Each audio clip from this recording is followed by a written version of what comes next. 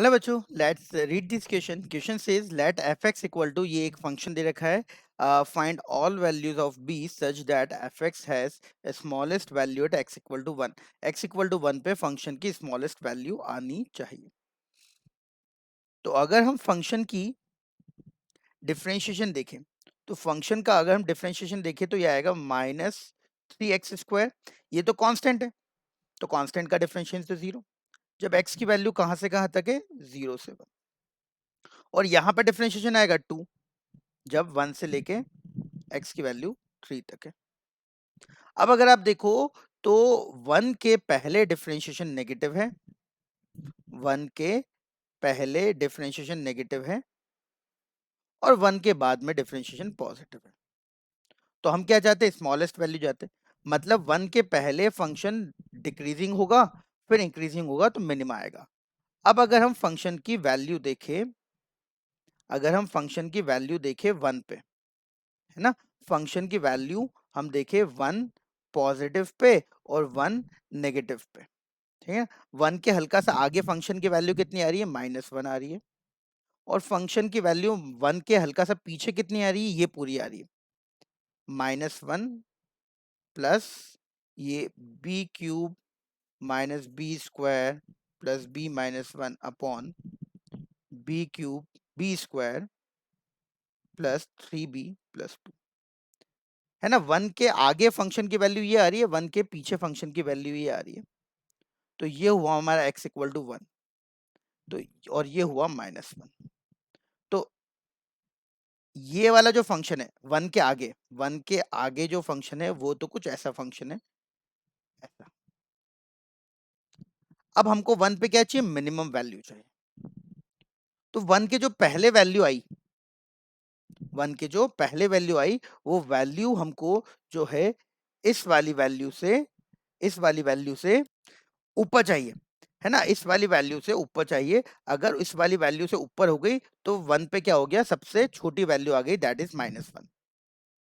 तो इसका मतलब 1 के जो पहले वैल्यू आ रही है, वो वैल्यू जो वैल्यू 1 पे आ रही है उससे बड़ी हो, जिससे 1 पे क्या आ जाए, जिससे 1 पे मिनिमा आ जाए, जिससे 1 पे क्या आ जाए, मिनिमा आ जाए। तो इस इक्वेशन को अब हम सॉल्व करते हैं। इक्वेशन बन गई -1 plus b³ -b² plus b-1 divided by b² plus 3b plus 2 is greater than equal to. अच्छा, इक्वल टू भी ले सकते हैं, बस छोटी नहीं होनी चाहिए। ग्रेटर देन भी ले सकते हैं और इक्वल टू 0 भी ले सकते हैं, बस यहां तक आए, इसके ऊपर रहे, इसके नीचे ना आए, इस -1 के नीचे ना आए। अगर नीचे आ जाएगी तो -1 पे मिनिमम वैल्यू नहीं मिलेगी। तो ग्रेटर देन f(1) कितना है, f(1) -1 है, तो is greater than equal to -1 लिखना है हमको, ठीक है। तो ये हो गया f(1) के पहले वैल्यू जो कि f(1) की वैल्यू से बड़ी हो। तो -1 कैंसिल, अपने पास ये इनइक्वालिटी आ गई। और इस इनइक्वालिटी को हम लोग जो है सॉल्व कर सकते हैं बाय वेवी कर्व मेथड। इसके फैक्टर्स बना लेंगे। तो नीचे वाले के तो क्वाड्रेटिक है, सिंपल फैक्टर है b+2 और b+1। ऊपर वाले का एक फैक्टर b-1 है, 1 है, मतलब 1 रखेंगे। और दूसरा फैक्टर आएगा b² -b² और +1। तो यहाँ पे हमारे पास 3 फैक्टर्स आ गए।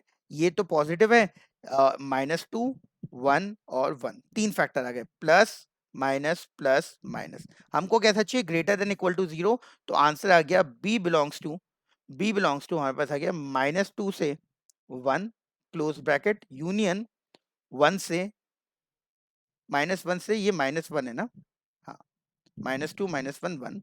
तो -1 पे भी ओपन ब्रैकेट आएगा ना, क्योंकि डिनोमिनेटर में है। तो -2 से -1 यूनियन 1 से इंफिनिटी।